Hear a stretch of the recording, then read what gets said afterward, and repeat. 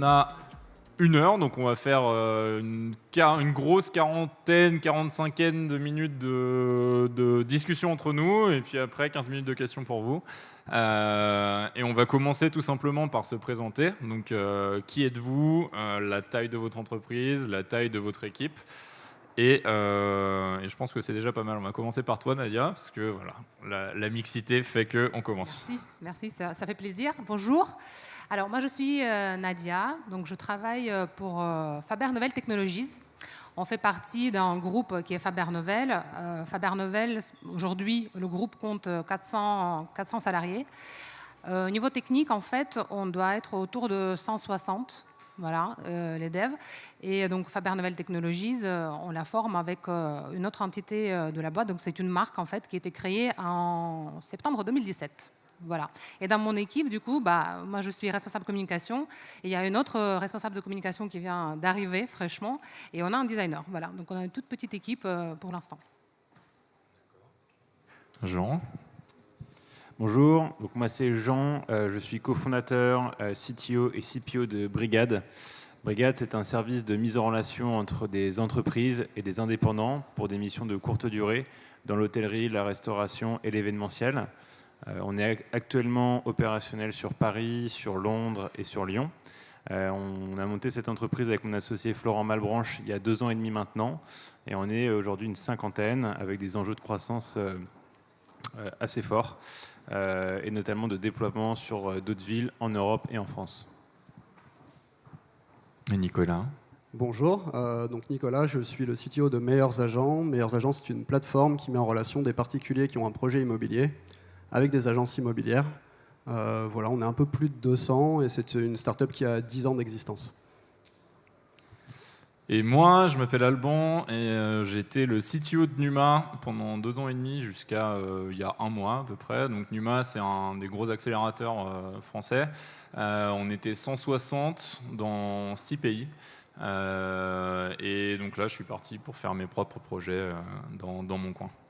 Donc je vais mener la danse au niveau des questions et on verra comment ça se construit.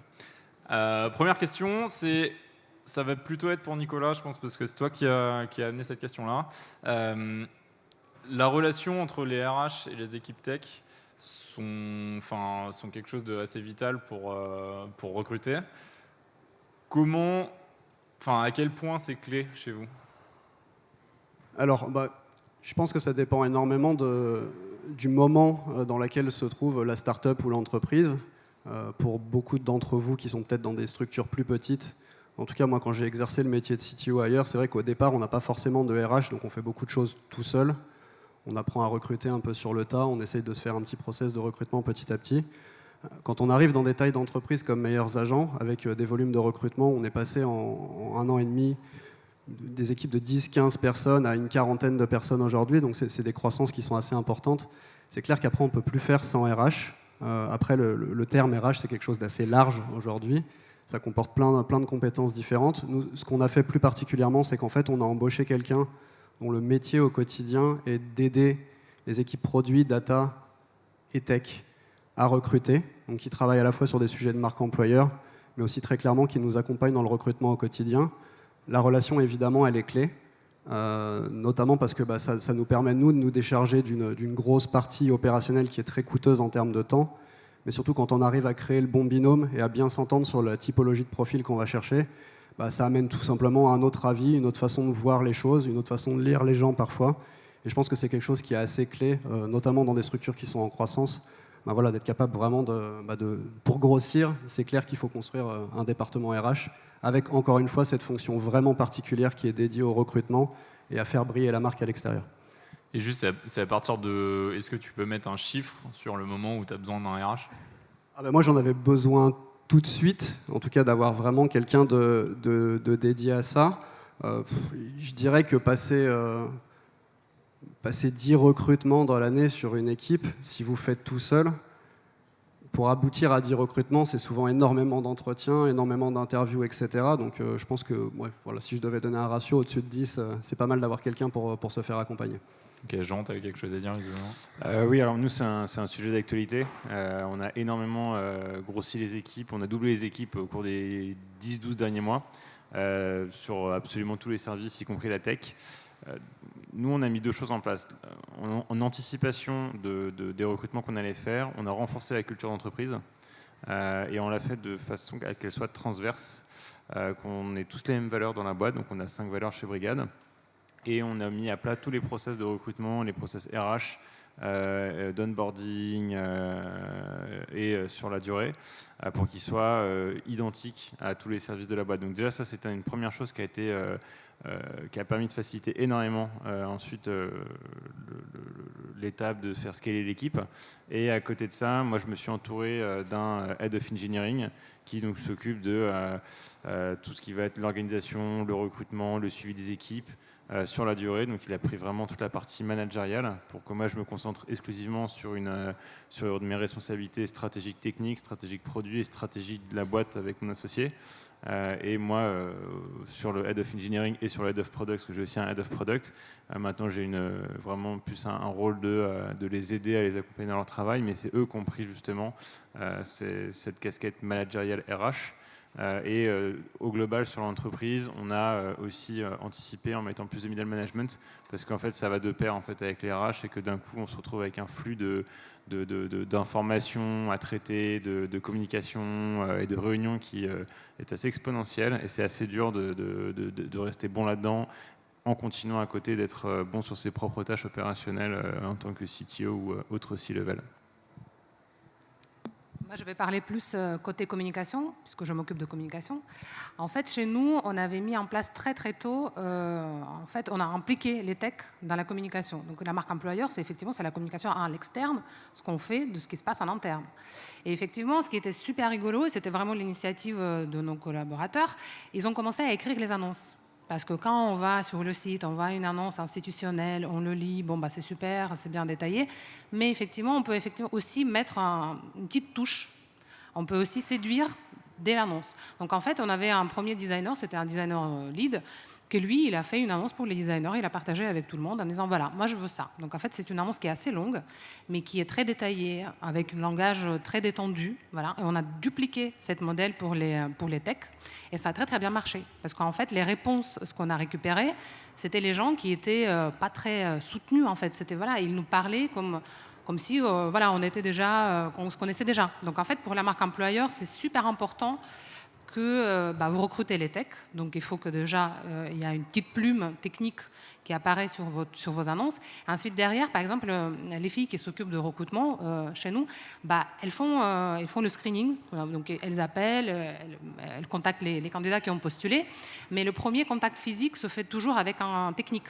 Donc en fait, c'est important que la personne rencontre son père, donc qu'il y a un échange, qu'il puisse parler technique, qu'il puisse parler aussi méthode, qu'il puisse aussi parler ambiance. Donc c'est super important dans le recrutement des techniques de directement leur montrer, de leur faire, en fait, de faire en sorte qu'ils ont un dialogue avec la personne avec qui ils vont travailler. Donc aujourd'hui, les techniques chez nous, ils font des entretiens, ils font aussi les homework, et ils décident avec les RH si oui ou non la personne, elle intègre l'équipe. Parce que c'est à eux ensuite de travailler avec ces personnes-là. Donc voilà. Ok, justement, on va enchaîner sur une question communication. Vu que tu veux que les gens rencontrent les équipes tech, est-ce que vous faites de la com, vous avez un blog technique, vous avez des choses qui expliquent ce que vous faites pour que les gens puissent rencontrer un peu plus en masse, enfin plus de monde puisse rencontrer sans avoir à faire de one-on-one votre équipe tech, pour après déjà avoir un insight sur ce qui se passe chez vous? Tout à fait. En fait, c'est super important. C'est les débuts pour Faber Novel Technologies, puisque c'est une nouvelle marque qui commence. Mais effectivement, blog, les rencontres de la communauté. Donc ça, c'est un terrain où il faut aller, il ne faut pas hésiter. Il y a énormément en fait, de groupes de meet-up qui se montent, il y a énormément de user groups, d'associations, etc., qui parlent technique. Donc il faut y être présent, il faut soutenir ces initiatives, puisque c'est dans les échanges qu'on crée vraiment un contact très ludique. Les blogs, c'est très important aussi parce que, bon, il faut quand même l'organiser parce qu'il y a le staffing, il y a les gens qui sont sur les projets, etc. Il faut aussi incentiver. Donc, les gens, vous détectez un leader, vous lui demandez qu'est-ce qu'il te faut pour qu'on puisse effectivement monter un blog technique. Donc, le gars, il va vous dire, oui, moi, j'aimerais bien sur tel sujet. Il faut les accompagner. Donc, la communication, ou si c'est des petites structures RH, ou sinon, c'est le CTO qui peut effectivement aussi accompagner ces personnes-là pour écrire. Vous avez énormément de freelance en ce moment aussi qui peuvent aider à faire sa plume, à relire, notamment les blogs techniques, et c'est la plupart en anglais. Donc, bon, c'est un petit budget, il faut le prévoir. Mais effectivement, voilà, chez nous, par exemple, ce qui est super intéressant, c'est que les gens, quand ils écrivent un article, ils ne sont jamais tout seuls. Donc, il y a les gens qui... on a besoin de 3 go. Donc, l'article, quand il est fini, on poste sur Slack. Les gens qui relisent, on a besoin de 3 go pour pouvoir le publier. Donc, c'est-à-dire que la personne, elle s'assure que ce qu'elle raconte, déjà, c'est accepté par ses pairs. Et ensuite, derrière, s'il y a des petits peaufinements à faire, il le fait avec les gens qui le suivent. Mais la motivation de cette personne-là à écrire un article, sachant que moi, ce que j'ai vécu, j'ai travaillé chez Indeed avant, qui ont une énorme politique de publication de blogs, etc. Les développeurs, ils sont tout le temps là, j'ai pas le temps, j'ai pas que ça à faire. J'ai pas le temps ou j'ai pas la légitimité pour le faire. C'est aussi ça. En fait, on raconte beaucoup, ouais, mais ça va pas être intéressant. Je vais l'écrire, mais bon, je suis pas très sûre en fait que ça va intéresser quelqu'un. Là, il faut quand même sortir des bons arguments en disant, écoute, écris quelque chose, essaye. Et on va tester. On va tester déjà en interne. Si les gens ils sont intéressés en interne, ils te disent, ah oui, ça c'est super, ça c'est le bout de code, c'est magnifique, cette lib, moi je ne les connaissais pas. Donc en fait, c'est aussi le partage. Donc ça va effectivement motiver la personne, déjà d'une. De deux, j'ai pas le temps, le staffing, t'as pas le temps, je te dégage du temps. Tu as besoin de combien? Tu as besoin 2 jours par semaine pour pouvoir écrire. Sur combien de semaines? On va le staffing, on te staff. Donc ça, il faut aussi que la personne, elle ne prenne pas sur son temps personnel, quoi. Ok. Vous avez quelque chose à... Je suis tout à fait d'accord avec ce que tu as dit. En fait, dans un contexte de marché qui est extrêmement tendu sur les métiers de la tech, où il y a trop de demandes par rapport au nombre de candidats en face, il faut être entre guillemets plus malin que son voisin, qu'on n'a pas forcément le plus gros compte en banque. Et du coup, c'est constituer une marque employeur avec notamment un blog technique, avec notamment hoster des événements. Donc on n'est pas forcément obligé de créer ses propres meet-up. On peut très bien hoster des meet-up. Ça marche aussi très très bien et ça permet de directement absorber une communauté qui est déjà assez bien constituée. Et aussi faire de l'open source. Nous, on a développé notre premier projet open source en janvier de cette année. Et tout de suite, en fait, ça a intéressé des gens. Alors, ça n'a pas forcément drivé des candidats d'un point de vue acquisition, mais en fait, ça a été un véritable game changer quand on en parlait pendant les phases d'entretien, où tout de suite, ils disaient « Ah, ça m'intéresse vachement, parce que je suis très sensible à l'open source. J'aime écrire des articles, j'aime lire des articles, et j'aime aussi participer à des projets open source. » Et ça, c'est vraiment quelque chose que assez peu d'entreprises font par manque de temps. Nous, la chance qu'on a eue sur ce projet open source, c'est que c'était quelque chose qu'on devait faire dans tous les cas, et qu'on pouvait très facilement open sourcer. C'était pas du core business, c'était pas de l'algorithmie privée, etc. Au contraire. Et ça a été, je vais pas dire un quick win, mais ça a été quelque chose qui a eu des retours assez intéressants. Et donc justement, tu parlais de marché tendu. On a tendance à avoir des développeurs peut-être plutôt juniors que seniors qui demandent des technologies particulières. Moi, je sais que j'étais aux États-Unis avant, j'étais sur Python et je suis arrivé en France et j'ai vu que Python, les gens ne faisaient pas particulièrement. Et donc, je suis parti plutôt sur des technos qui se font en France, donc Rails, un truc comme ça. Est-ce que vous avez déjà fait des trucs bizarres juste pour pouvoir recruter des gens? Donc, choisi une techno dont vous n'aviez pas forcément besoin juste pour dire que c'est sexy. Voilà, le syndrome du marché tendu, quoi, un peu comme ce que tu disais. Alors dans mon cas, oui. Bizarre, après c'était pas bizarre, je pense que c'était un choix de techno qui était plutôt éclairé. Mais en fait on s'est retrouvé à un moment donné où on a voulu recruter des développeurs front-end. C'est un marché particulièrement compliqué parce que les technos bougent très vite et du coup il y a des gros effets de mode. Et nous, on était plutôt sur une stack technique qui était plutôt ancienne, même si elle fonctionnait bien. Et en fait, moi, j'étais plutôt un frein au début sur l'adoption de ce type de framework, d'outils, etc., parce qu'on n'avait pas forcément de besoin. Et je crois que notre métier, avant tout, c'est quand même de faire un service qui est utile et pas forcément de céder à tous les effets de mode. Voilà, bon, après, j'ai fait passer quelques entretiens, 1, 2, 5, 10, et puis à chaque fois, j'avais à peu près les mêmes réflexions en face qui étaient, bon, c'est très intéressant ce que vous me racontez, mais finalement, en termes de techno, moi, j'ai plutôt envie de travailler sur autre chose. Et en fait, on a eu une opportunité à un moment donné de refondre un produit sur lequel, franchement, on aurait pu rester très exactement sur la stack technique qu'on avait jusqu'à présent, mais sur lequel je me suis dit, bon, bah, en fait, le nerf de la guerre, c'est quand même de faire grossir les équipes et d'attirer les bonnes personnes. Et donc, du coup, en fait, on a profité de cette opportunité pour introduire cette techno. Et très honnêtement, le changement dans le discours en entretien et du coup les marques d'intérêt des gens qu'on pouvait voir, il a été assez immédiat.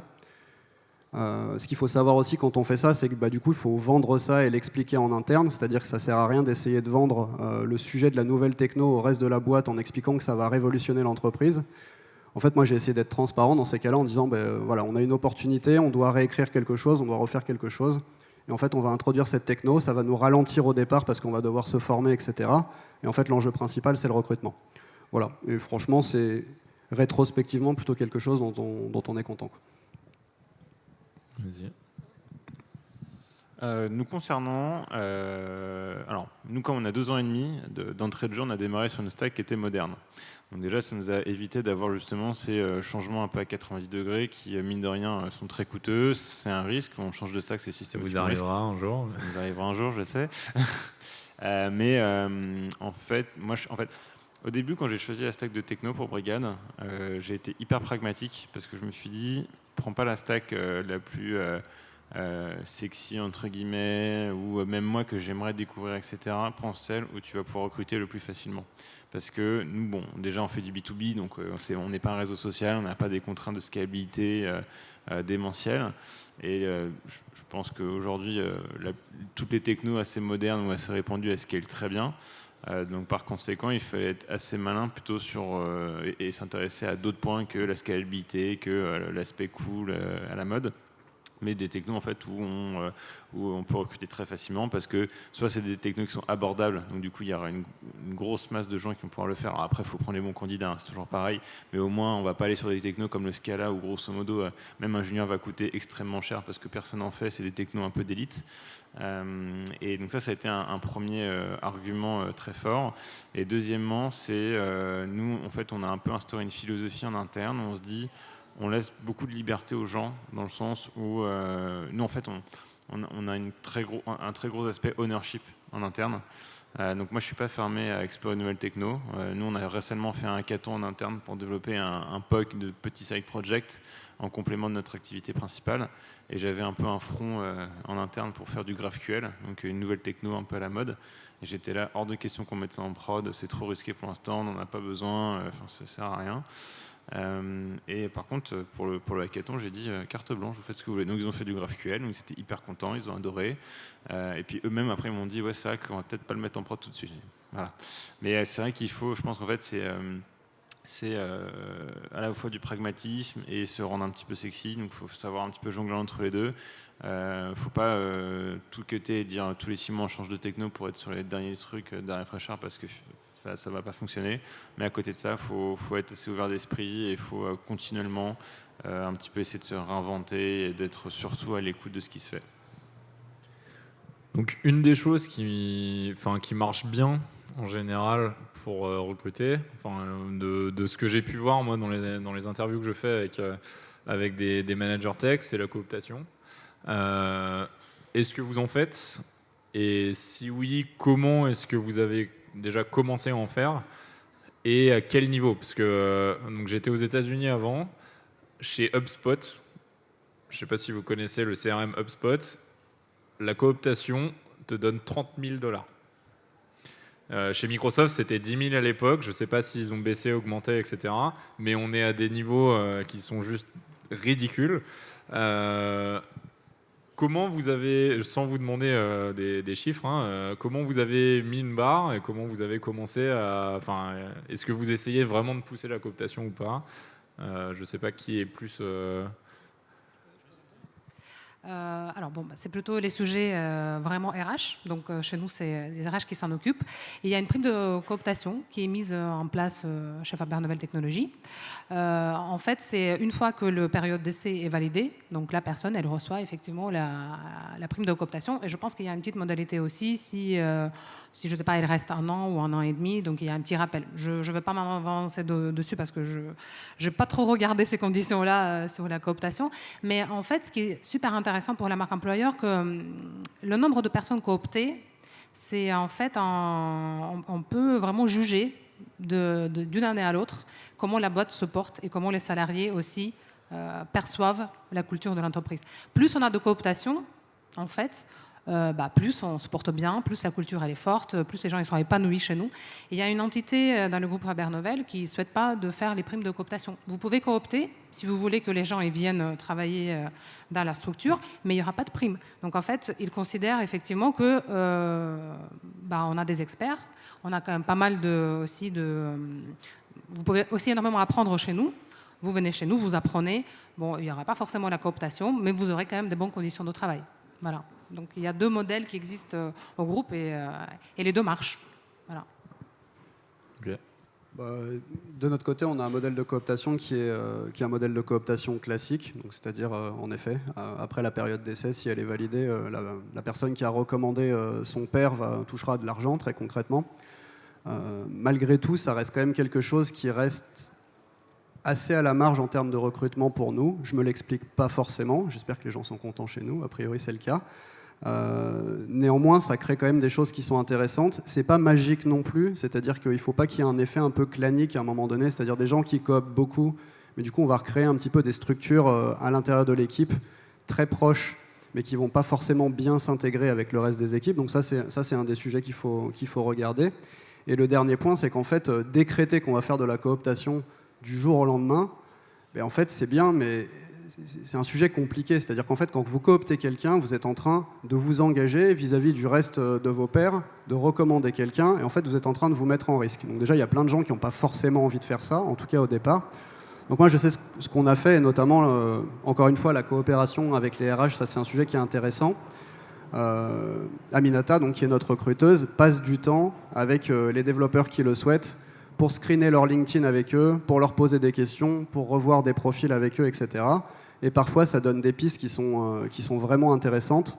L'autre chose qu'on fait, on va un tout petit peu plus loin dans la cooptation, quand on a identifié un profil qui est intéressant pour rejoindre l'équipe, et qu'en fait, c'est pas forcément la personne qui a déclaré « moi, voilà, j'ai un copain, il pourrait nous rejoindre », mais on donne quand même une petite prime parce qu'on considère que dans le process de recrutement, qu'à un moment donné, la personne soit intervenue, qu'elle a eu l'occasion de raconter ce qu'elle fait chez nous, qu'elle ait l'occasion de raconter ce qu'on fait chez Meilleurs Agents, finalement, c'est un levier de transformation qui est hyper intéressant sur un recrutement.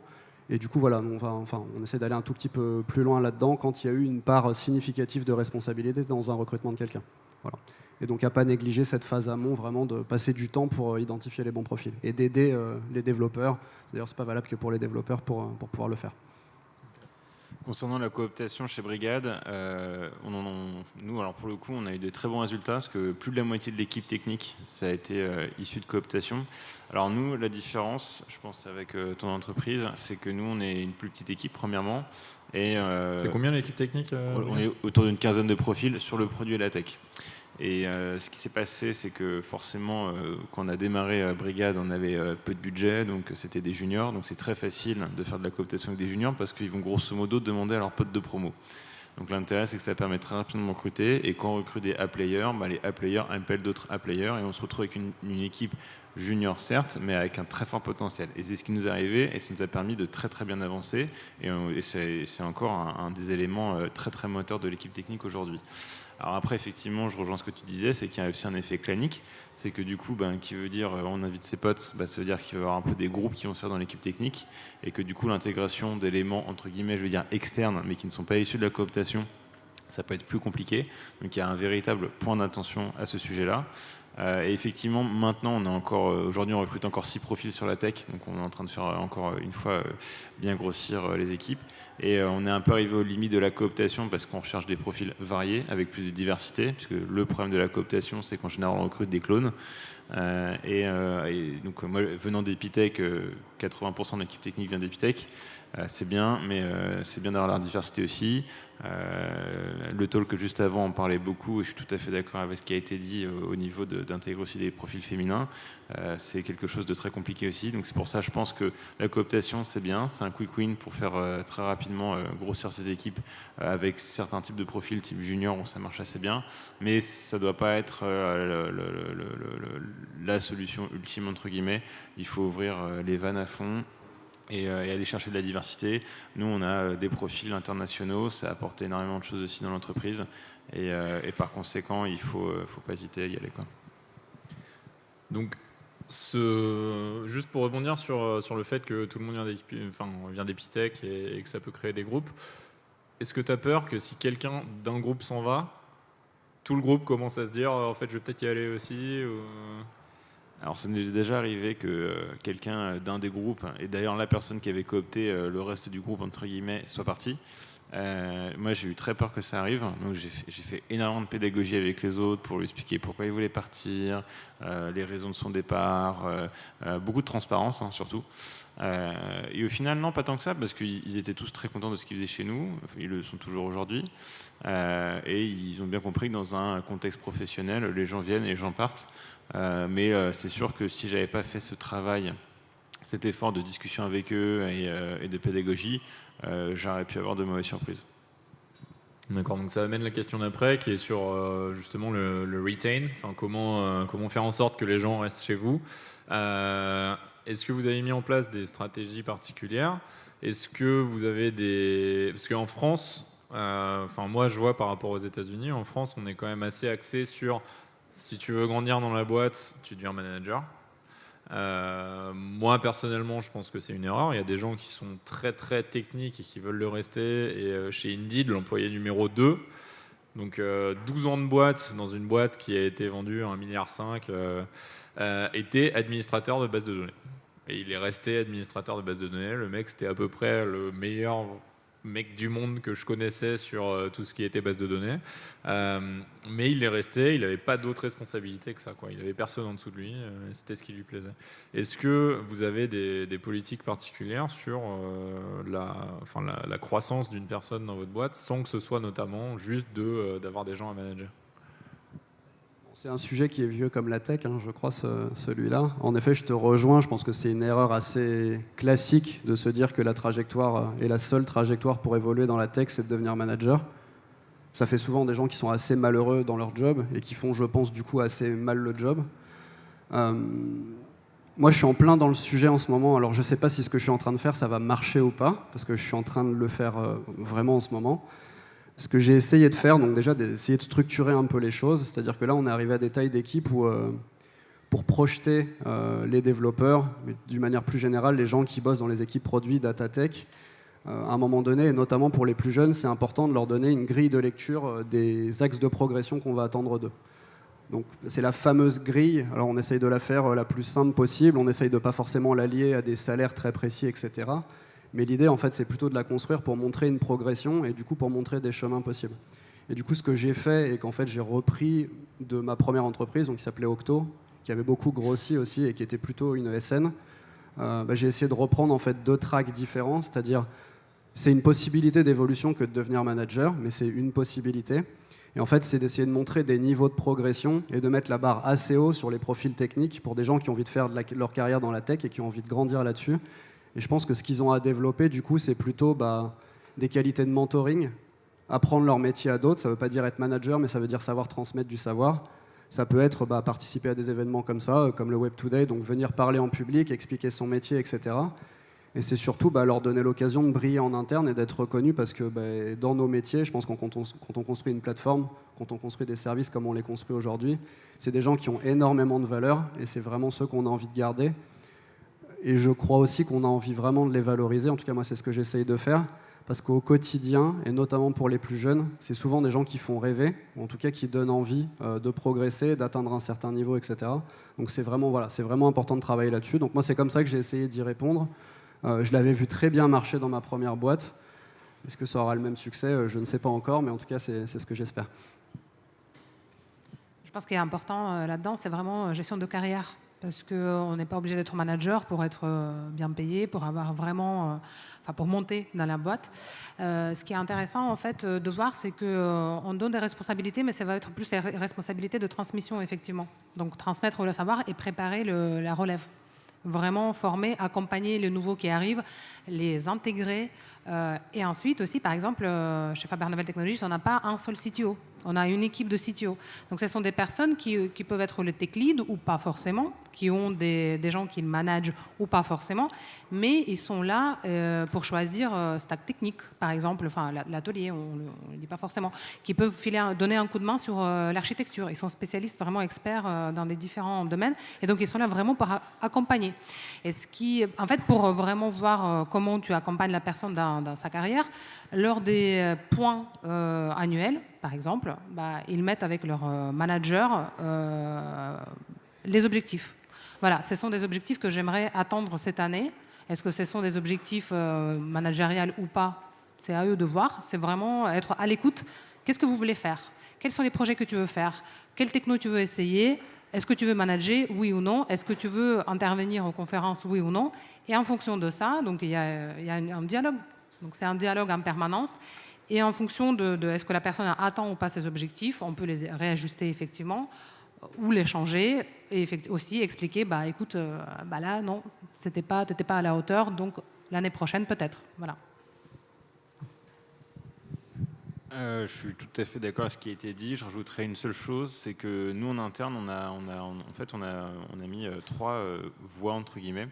Donc il y a effectivement la partie pure tech, donc quelqu'un qui va être solo contributeur, mais qui va très très bien avancer. Donc on a des grilles d'avancement qui vont permettre de débloquer des nouveaux paliers, des nouvelles rémunérations, des nouvelles responsabilités, etc. Et on a une partie donc purement management. Donc pour le coup, on va être des managers d'équipe tech. Donc du coup, ça veut dire loin du code, mais je dois quand même comprendre leur métier pour pouvoir les guider, les faire avancer, les faire progresser et les aider. Et ensuite, on a un entre-deux qui est je reste dans la tech, mais je vais avoir un travail plus de mentoring. Donc c'est plus tout ce qui va être lead développeur, où je reste près du code, je reste référent technique. Je ne suis plus solo contributeur, puisque je ne vais plus de façon significative travailler sur le produit ou sur la tech, mais je vais aider mes acolytes développeurs à performer en les aidant, les conseillant, en leur disant où aller chercher l'information, comment aller chercher, en les challengeant, etc. etc. Et ça, je pense que c'est un bon moyen de faire du retain pour les développeurs, puisque ça permet vraiment en fonction de leurs appétences et de leur ambition, de leur dire voilà, il n'y a pas forcément une position ouverte à temps plein sur du engineering management, mais dès maintenant, on va donner des responsabilités où la personne, du coup, elle va se dire bon, j'ai bien compris que pour l'instant, c'est un petit peu early pour la boîte, mais je commence déjà à les grappiller là-dessus. Ça me permet de me former, de me faire accompagner, et le jour où il y aura un vrai poste qui sera disponible là-dessus, moi, je pourrai ensuite faire le switch. D'accord, donc là on a fait une petite parenthèse sur la marque employeur en interne, on va repartir sur le côté externe. Justement Jean, toi tu as dit que tu as recruté pas mal de juniors.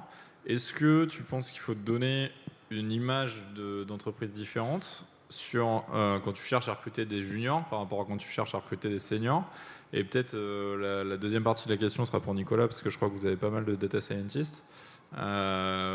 Sur des métiers qui sont un peu différents, donc les développeurs, les data scientists, etc., et qui sont peut-être aussi rares, voire plus rares pour les data scientists, mais assez différents quand même. Donc pour répondre à ta première partie de question, les attentes des juniors et des seniors sont très différentes. Moi, de ce que j'ai vu, c'est que les juniors, soit ils souhaitent travailler sur des projets from scratch, soit ils souhaitent avoir des mentors, ce qu'ils me disent souvent, on va avoir un gros barbu de la tech qui va tout nous apprendre pendant 2-3 ans pour qu'on fasse nos propres armes. Et à côté de ça, les seniors, ils veulent soit travailler dans un écosystème, on va dire, assez sain, donc il y a déjà quelques années où c'est pas que des morceaux bric-broc un peu assemblés à l'arrache, ou soit ils veulent se dire voilà, moi je suis senior, je souhaite arriver dans une équipe où je vais avoir une très grosse implication, soit piloter une équipe, soit avoir un projet à très forte valeur ajoutée. Nous, on a beaucoup de juniors, mais on a aussi quelques profils seniors en interne. Et après, c'est une question de besoin de l'entreprise. Au niveau de la marque employeur, je ne pense pas qu'il y ait excessivement de différence à avoir, dans le sens où ils veulent tous travailler sur un produit qui a une véritable finalité, sur un projet à forte valeur ajoutée et à fort potentiel de croissance, avec des technos qui sont intéressantes et modernes. Ça, c'est un peu des piliers pour les juniors et les seniors. Après, c'est plus au niveau du contenu de la mission et quelles vont être vraiment leurs capacités de progression sur la durée, où là, ils vont être regardants. Je suis d'accord avec ce qui a été dit. Je pense qu'il faut casser un petit peu la culture start-up, en tout cas nous concernant pour les start-up, la culture un peu start-up, baby-foot, table de ping-pong, etc. C'est certes des choses importantes dans le quotidien, d'avoir un environnement de travail dont on est content, la qualité des locaux, etc. Évidemment, ça a un impact. Mais je crois qu'il faut quand même avoir quelque chose de plus important, de plus ambitieux, de plus intéressant à vendre que c'est les simples facilités du quotidien. Donc ça tourne beaucoup autour de la mission, du projet, de l'ambition. Je sais que quand on est dans des structures où il y a une forte croissance, ça va intéresser pas mal de gens parce que ils vont avoir l'impression d'avoir de l'impact au quotidien dans leur métier. Et je crois que c'est malgré tout le plus important, qu'on soit très féru de tech ou qu'on ait plutôt envie de construire un produit. Dans tous les cas, ça va quand même tourner autour de ça à la fin. Et moi, c'est souvent une question que j'ai en entretien et ça tourne beaucoup autour de l'utilité de ce que je vais faire au quotidien. Qu'est-ce que je vais construire, c'est à destination de qui, etc. Et c'est vrai que souvent les gens qui se posent ce genre de questions, moi j'ai un bon fit avec eux en entretien et je sais que on va pouvoir construire quelque chose ensemble. Donc ça, c'est le premier point. Sur la deuxième partie de ta question, data science, data engineering, etc. Alors moi j'ai moins d'expérience sur la partie data science puisque c'est pas des profils que j'encadre directement, mais j'ai en effet des data engineers dans mon équipe. C'est encore plus rare, c'est encore plus compliqué à recruter, notamment quand on veut attirer des seniors, parce que c'est des profils qui sont extrêmement chassés aujourd'hui. Je crois que pareil, le socle fondamental de l'utilité de mon métier au quotidien, c'est aussi vrai quand je fais du développement web que quand je fais de la data. Est-ce que je fais simplement de la data pour segmenter une base de données marketing, ou est-ce qu'en fait il y a une vocation un peu plus lointaine, un projet un peu plus construit autour de ça? Nous, très clairement, là-dessus, l'histoire marche très bien, c'est-à-dire le Meilleures Agences, ça s'est monté sur des bases de data et de data science, puisque la particularité, c'est qu'on va travailler sur la connaissance du marché de l'immobilier et les prix de l'immobilier. C'est ça qu'on fournit gratuitement à nos utilisateurs. Et donc, généralement, le produit et le projet séduisent pas mal. Après, on se retrouve en face d'entreprises qui soit sont complètement hors grille de salaire sur le marché, soit ont également des projets qui sont extrêmement intéressants. Donc pareil, la force de conviction, c'est quelque chose qui va faire la différence. La chance qu'on a, nous aussi, c'est que le CEO qui était à l'origine de cette boîte, lui a toujours considéré la data comme le différenciant pour réussir sur notre marché. Et du coup, c'est vrai que dans le pitch, dans l'explication de ce qu'on fait, on est extrêmement rodé là-dessus. Donc voilà, je pense que, pour résumer, un socle commun pour tout le monde qui est le projet, je pense que c'est vraiment ça le plus important. Et encore une fois, les technos, etc., c'est quelque chose qui certes fait du sens pour les devs, mais il y a aussi, encore une fois, beaucoup d'effets de mode, et dans la data, c'est pareil. Donc les gens qui ont de l'expérience, notamment, et les devs qui ont de l'expérience, ils vont, je pense, chercher plutôt le projet que la tech, la pure tech pour la pure tech. Voilà.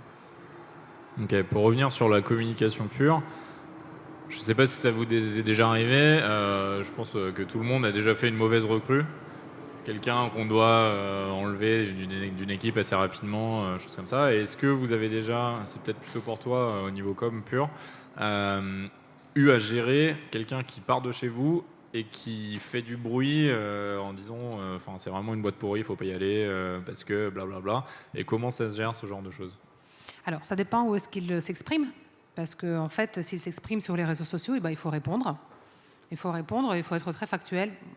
Voilà, il n'y a aucun souci. Les gens, ils ont la liberté de décrire ce qu'ils ont envie d'écrire. Ensuite, s'ils s'expriment plus en dehors de quelque chose qu'on peut observer, là, malheureusement, on ne pourra pas faire grand-chose.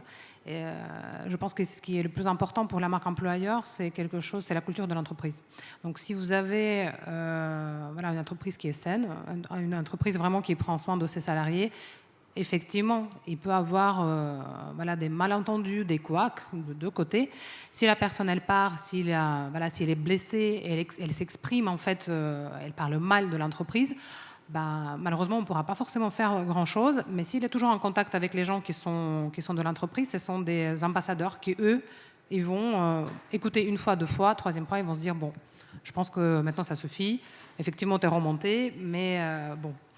Mais effectivement, si par exemple il y a quelqu'un qui va chercher une recommandation, est-ce que tu connais la personne, est-ce que tu connais la boîte, comment ça se passe, etc. Il faut que votre site quand même il reflète votre site, votre communication, etc. Elle reflète vraiment la situation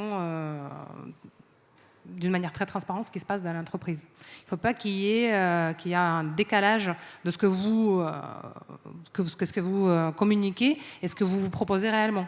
Donc si la personne elle vient pour un projet précis, il faut qu'elle fasse ce projet précis. Si la personne elle vient pour une techno, il faut qu'elle fasse ce techno-là, par exemple. Ou si elle vient, par exemple, pour pouvoir faire le remote à temps plein, il faut qu'elle puisse le faire. Donc, parce que sinon, c'est perdu. Voilà. Vous avez, Moi, je vais aussi me permettre de répondre à cette question parce que donc Numa avant, je sais pas s'il y a des gens qui connaissent dans la salle, mais ça s'appelait Silicon Sentier. C'était une association, c'était fondé par de l'argent public. Et donc quand on est passé en entreprise et qu'on a dû lever de l'argent de notre côté, vraiment ne plus avoir de fonds publics, etc. Il y a des gens de l'association qui se reconnaissaient plus dans le projet Numa et qui ont quand même eu du mal à partir. Et donc il y a eu des frictions, il y a eu clairement des frictions, et en fait, on a mis en place une espèce de politique qui était de dire ok, tu n'aimes pas ce qu'on est devenu, mais essaye de pas trop cracher sur nous, et nous, on va pas cracher sur toi, et on va t'aider à retrouver un boulot derrière, parce que bon, c'était une association, c'était des boulots qui n'étaient pas forcément hyper bien payés, on peut même dire un peu précaires pour certains, selon là où tu étais dans l'asso. Et vu qu'on est devenu une entreprise, les salaires ont fait fois X, il fallait faire de l'argent, il fallait recruter des personnes qui étaient capables de manager vraiment du business, quoi. Donc pas les mêmes profils. Et donc en effet, on a dû un petit peu jongler entre le côté, moi j'ai pas voté pour que l'asso devienne un business. Oui, mais la majorité a voté, donc c'est devenu un business. Et donc en fait, on s'est arrangé à l'amiable tout simplement pour dire, on reste potes. Et on se regarde de loin, mais ça va très bien se passer, quoi. Moi, je pense qu'en fait, c'est un sujet qui est assez intéressant dans le sens où c'est pour moi la responsabilité du manager aussi, où un manager il doit s'assurer de l'entrée des nouveaux employés, de leur vie dans l'entreprise, mais aussi de leur sortie. Parce que c'est un cycle final et que toute personne finira par sortir un jour ou l'autre de l'entreprise. Et par conséquent, je pense qu'en fait, il faut arriver un petit peu à casser le tabou du désalignement. C'est normal que des gens qui étaient très heureux dans une entreprise à un instant T, après ils aient envie d'aller voir ailleurs, soit parce qu'ils sont désalignés avec la stratégie, soit parce qu'ils ont fait le tour. Et je pense que ça ne doit pas être source de frustration, de colère ou d'engueulade. Pour moi, c'est un sujet qui doit être traité de la façon la plus saine possible. Et en fait, si c'est géré de cette façon, ça va désarmer absolument tout conflit et tout le risque que derrière, après, la personne passe d'ambassadeur à détracteur. Nous, ce qu'on a toujours fait, même dans des cas un petit peu compliqués comme un licenciement, c'est qu'au final, on a toujours été hyper factuel. Il n'y a jamais eu d'animosité, il n'y a jamais eu d'engueulade, de montée en pression. On a juste dit, voilà, nous, on est là pour défendre les intérêts de l'entreprise, qui plus est une entreprise qui perd de l'argent, parce que c'est une start-up, on perd de l'argent, on n'est pas encore break-even. Donc, nous, on va baser notre discours sur quoi ? Sur nos valeurs, sur la mission, sur la collaboration. Et en fait, si on est extrêmement factuel dans ce que l'on fait, on dit, voilà, on n'est pas en train de dire que tu es inutile et que tu es un tocard, etc. On est juste en train de dire que sur notre besoin à l'heure actuelle, tu ne réponds pas à nos attentes. Ça ne veut pas dire que tu ne pourrais pas répondre à nos attentes sur d'autres activités ou sur un autre métier qu'on n'a pas forcément en interne, mais en tout cas là, tu n'es pas la bonne personne. Nous, on va t'accompagner pour faire en sorte que tu trouves quelque chose où tu puisses t'émanciper et que nous, on trouve une solution de sortie où on soit, entre guillemets, gagnant-gagnant. Et si on commence à entamer la discussion comme ça, déjà, ça va enlever un gros paquet de frustration et d'énervement et de pression et de non-dit. Et nous, sauf et je touche du bois, on n'a pas eu, après je ne sais pas forcément ce qui se dit bouche-oreille, etc., mais en tout cas on n'a pas eu de backfire parce qu'on a toujours géré les situations avec beaucoup de transparence et beaucoup de bienveillance. Ok, moi j'ai encore quelques questions, mais il nous reste une grosse dizaine de minutes. Est-ce que vous avez des questions ? Ouais. Bonjour, je m'appelle Claire Adam, je travaille pour un groupe spécialisé dans le recrutement et la marque employeur, donc ça m'intéresse beaucoup, qui s'appelle Happy to Meet You. Merci pour vos retours. Moi, j'ai une question, on a parlé de marque employeur interne, de marque employeur externe. Comment est-ce que vous gérez l'écart entre les deux? En gros, ma question, c'est comment est-ce que vous assurez d'avoir une image extérieure qui soit en cohérence avec la culture de votre entreprise? Comment est-ce que vous faites pour gérer l'écueil du côté un peu fake vis-à-vis de vos propres équipes par rapport à l'image que vous renvoyez à l'extérieur? Je crois que c'est à peu près tout, en fait. Non, et tout à l'heure, vous avez parlé aussi des valeurs. Je trouve ça assez intéressant de savoir comment vous les avez définies, ces valeurs, savoir comment elles sont portées par l'équipe. Et est-ce que c'est encore vraiment très utile de proclamer ou de s'appuyer sur des valeurs? Alors, je vais être très, très rapide. Je veux. Pour les valeurs, en fait, les valeurs étaient définies d'abord par une équipe RH et ensuite ils étaient modifiés parce que, par exemple, nous, on a une valeur qui s'appelle « Exprime-toi, bordel ». Voilà. Ça, c'est les salariés qui l'ont inventé parce que chez nous, il y a vraiment une prise de parole qui est très marquée. On peut vraiment troller sur Slack, on peut vraiment s'exprimer librement pendant nos points. Il n'y a aucun souci. On demande vraiment la critique, mais on demande qu'elle soit constructive. Donc, à partir de là, tout va bien. Par contre, les écarts entre la communication interne et la communication externe, si vous en avez, c'est grave. Parce qu'en fait, normalement, vous avez votre culture interne, et c'est ça ce que vous communiquez à l'externe. Vous embellissez un tout petit peu avec les mots, etc. Mais factuellement, si la personne elle lit un article ou si elle voit une vidéo, ce qu'elle voit dedans, il faut qu'elle le retrouve en interne. Moi, quand je suis arrivée, par exemple, à Faber Novel Technologies, on a commencé vraiment à faire l'état de lieu en interne. Qu'est-ce qui a été mis en place par les RH? Quelle est la culture d'entreprise? Comment les gens ils perçoivent l'entreprise, etc., etc. Quels sont les facteurs différenciants? Et c'est ça ce qu'on a communiqué. On n'a pas fait l'inverse. On n'a pas dit « Ah, bah tiens, les devs, ils cherchent ça, ça, ça. On va leur communiquer ça et on va le mettre en place ensuite. » Ça ne marche pas. Si on parle, par exemple, que les gens ils peuvent travailler en remote en vacances, bah, il faut qu'il y ait un dispositif en interne qui leur permet de partir en vacances et être en remote. Si on dit que les gens, il y a une mobilité en fait, géographique qui est très forte, quand la personne, elle dit « je veux partir », il faut qu'on puisse mettre en place directement ces dispositifs et qui ne prennent pas beaucoup de temps. Voilà. C'est une bonne question, hein. Enfin, votre question, oui, je suis d'accord. S'il y a des écarts, en tout cas des écarts significatifs entre la com interne et la com externe, je pense qu'il y a un gros problème. On est quand même en plus sur des secteurs sur lesquels le recrutement est très complexe. Il y a quand même beaucoup de possibilités aujourd'hui pour des techs d'aller travailler dans plein d'entreprises. Donc je ne pense pas qu'on gagne grand-chose à essayer de tricher en fait au début. Et je pense que le retour de flamme pourrait être assez important. Donc ça, c'est la première chose. La deuxième chose, c'est que l'image qu'on renvoie à l'extérieur, c'est aussi des choses simples, c'est des annonces de recrutement, c'est ce genre de choses. On en a parlé tout à l'heure, des articles de blog, enfin, c'est une communication en fait, qui est orchestrée au-delà du grand message qui est poussé par un département communication ou un département RH. Et que du coup, à partir de là, ben, si vous faites contribuer les gens des équipes à raconter leur quotidien, à écrire les offres, etc., ben, vous avez quand même beaucoup plus de chances que le contenu qui va sortir soit aligné avec ce qui se passe vraiment dans l'entreprise. Et donc ça, je pense que c'est une des clés en fait, pour essayer d'avoir un alignement le plus complet. Après, s'il y a des feedbacks, et ça peut arriver, moi je sais que ça m'est arrivé une ou deux fois, alors pas chez Meilleurs Agents, mais avant, dis donc, entre ce qu'on raconte à l'extérieur sur la boîte, le produit, etc., et ce qu'on fait vraiment, il y a de l'écart. Je pense qu'il faut traiter ça avec le plus grand sérieux. Il faut expliquer parfois que d'un point de vue marketing, il y a des termes qu'on va utiliser parce qu'il y a une catégorie, un secteur, etc., et qu'on a envie de se positionner dedans. Mais je crois qu'en tout cas, il faut le traiter en tant que manager, passer du temps à expliquer le pourquoi, etc., et à vérifier en effet que cet écart ne puisse pas trop grandir. Voilà. Mais en tout cas, voilà, faire contribuer les gens, je pense que c'est un bon moyen d'avoir quelque chose qui est aligné, quoi. Sur la première partie de la question, je pense que tout a été dit. En résumé, je dirais transparence. Sur les valeurs, nous, c'est quelque chose qui est absolument vital et très structurant. Et je parle en connaissance de cause pour avoir, encore une fois, fait doubler la tête de l'équipe en un an. Les valeurs, c'est ce qui permet, de recruter, et 2, de manager. Recruter, c'est que ça nous permet de savoir si les personnes, les candidats, est-ce qu'ils correspondent à nos attentes, est-ce qu'on va pouvoir travailler avec eux dans en plus un écosystème de scale assez rapide, assez forte. Et qui plus est, quand on est une petite équipe qui grossit et qui double, c'est très facile de faire diluer la culture et donc les valeurs de l'entreprise, et qu'on se retrouve avec une boîte qui ne se ressemble plus elle-même.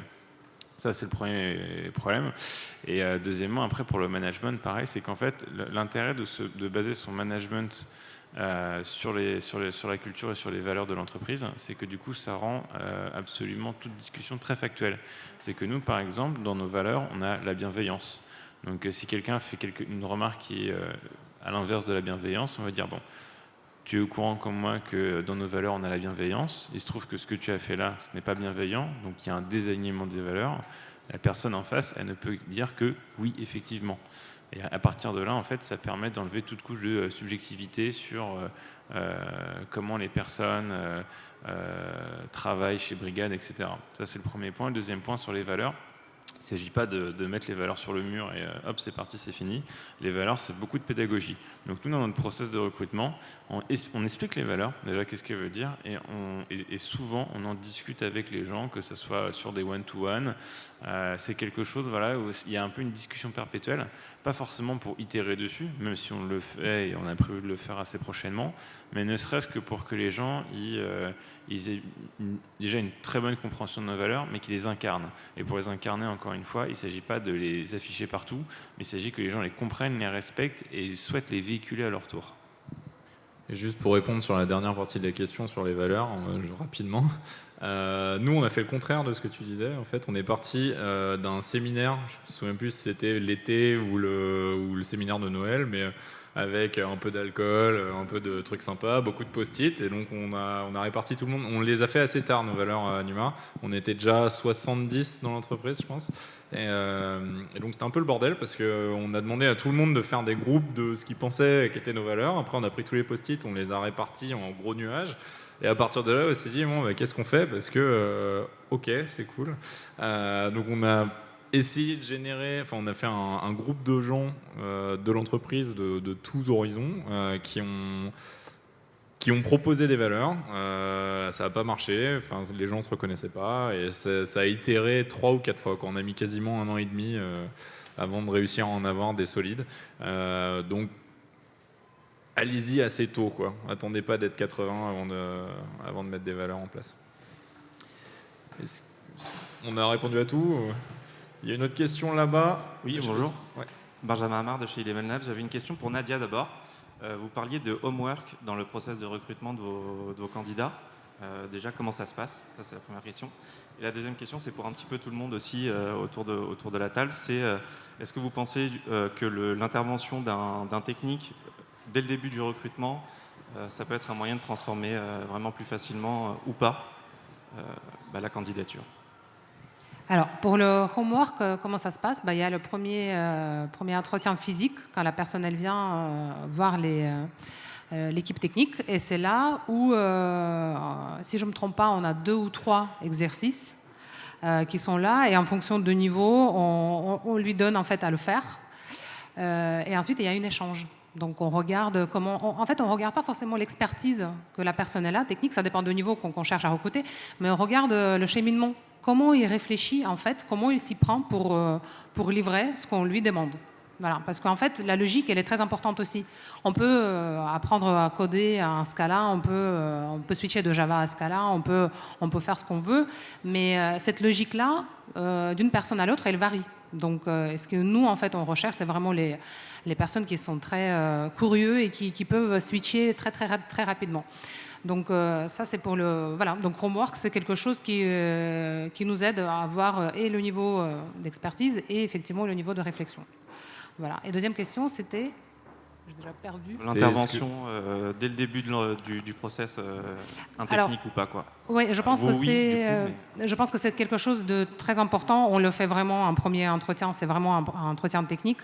Ça permet déjà directement de rencontrer la personne et de voir est-ce qu'elle fit ou pas, et nous, est-ce qu'on lui convient ou pas. parce qu'on challenge beaucoup. Donc, nos leads techniques, ils sont là pour challenger. Il y en a certains qui sont plus gentils, il y en a certains qui sont un peu plus incisifs. Donc, il faut voir si la personne, elle accepte ou pas d'être aussi un tout petit peu bousculée, quoi. Donc, oui, c'est important. Et moi, un des trucs très importants au niveau même juste une personne technique, pour moi, c'est pas assez, c'est pas assez suffisant. Enfin, c'est pas suffisant. En fait, à l'époque où j'étais plutôt côté candidat, j'ai passé des entretiens dans des grosses boîtes, des Google, Facebook, Amazon. En fait, tu as des gens en face de toi, tu sais pertinemment que tu vas pas travailler avec eux. Donc, ça ne te sert à rien de savoir si cette personne, ça fit bien avec, quoi. Et donc, pour moi, la personne qui doit te donner la première impression sur cette boîte, c'est une personne avec qui tu dois travailler plus tard. Et donc, si tu es technique, c'est sûrement assez technique, quoi. Nous, on a inversé le process de recrutement, en tout cas la logique du process de recrutement, c'est-à-dire qu'encore aujourd'hui, et même quand on a eu des volumes de recrutement assez importants, en fait, c'est un manager, en fait, c'est souvent moi qui fais passer le premier entretien, aussi pour essayer de corriger quelque chose qui est que, en fait, la relation est inversée, c'est-à-dire que nous, il faut qu'on passe rapidement en mode séduction si le candidat est bien, et souvent, en fait, dans les premières minutes d'un entretien, on se rend rapidement compte si en face de nous, on a une personne avec qui ça va pouvoir marcher. Et du coup, ce premier entretien, moi, généralement, je passe 1 heure avec la personne que je rencontre, et ça se transforme aussi rapidement en je me fais questionner tout autant que je vais la questionner. Enfin, c'est un moment d'échange, et c'est aussi une bonne occasion de pouvoir vendre un projet, un produit, etc. Donc voilà, nous, c'est ce qu'on a fait, pour une autre raison aussi, qui était qu'on avait envie de décharger les équipes de faire trop d'entretiens trop tôt. Et moi, je considérais qu'il valait mieux que ce soit moi qui passe du temps à faire ça, plutôt que les équipes qui étaient plutôt focalisées sur les projets, le développement des produits, etc. Donc on a vraiment inversé la logique par rapport à ce que j'avais vu classiquement, en tout cas. Ouais, tout à fait pareil. Rapidement, on a quasiment... Très rapidement. Tout à fait pareil, nous pareil, c'est le Head of Engineering, donc mon bras droit sur la tech qui s'occupe des recrutements, à la fois du sourcing et du premier call. Ça permet de pouvoir répondre aux questions techniques et d'avoir un interlocuteur où les deux parlent le même langage. Et nous, l'aspect RH arrive beaucoup plus tard, puisque après le premier call, on a aussi un entretien technique qui est effectué par les développeurs. Et à l'issue de ces entretiens techniques, si c'est ouvert de notre côté, après c'est la partie RH qui rentre en jeu. Voilà, on a dépassé le temps, donc merci beaucoup d'être venu et d'avoir participé.